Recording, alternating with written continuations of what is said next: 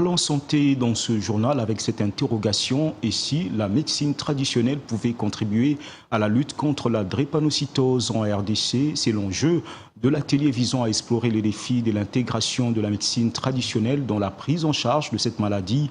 Conduit par l'Institut de recherche en sciences de la santé, cet atelier avait pour objectif de promouvoir une approche scientifique et complémentaire de la médecine traditionnelle.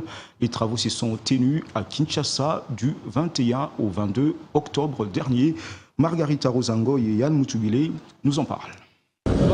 Après 2 jours d'échanges et des travaux en groupe d'experts, les participants ont formulé 3 grandes recommandations à l'issue des discussions. Il s'agit de définir un cadre de collaboration clair entre les professionnels de santé et les tradipraticiens, préciser les étapes concrètes de l'intégration de la médecine traditionnelle dans les systèmes de santé et enfin renforcer la sensibilisation auprès du public et du personnel médical. Nous avons actuellement sensibilisé les chercheurs ou les tradipraticiens qui évoluent dans la médecine traditionnelle.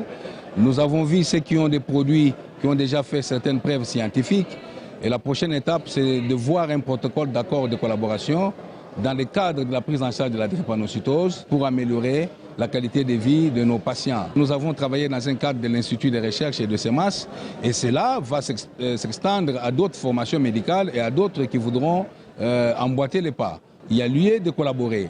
Et plusieurs pays à travers le monde, surtout en Afrique, ont déjà cette avancée. Donc nous pensons que ce n'est pas une expérience unique de SEMAS et que cela va se généraliser sur l'ensemble du pays. Des résolutions accueillies à l'unanimité par les participants qui saluent une avancée majeure vers une complémentarité entre savoir moderne et traditionnel dans la lutte contre la drépanocytose. Un seul mot, satisfaction. Ça montre quelque part que la RDC est en train de prendre de la hauteur et de la grandeur. Donc, quelque part, pour moi, ce n'est pas un étonnement.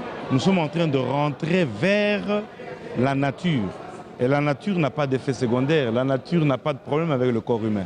Une étape importante selon les organisateurs pour transformer les pratiques traditionnelles validées en solutions scientifiques reconnues au service de la santé publique en République démocratique du Congo. Pour rappel, ces assises ont été placées sous le haut patronage du ministère de l'Enseignement supérieur et Recherche scientifique.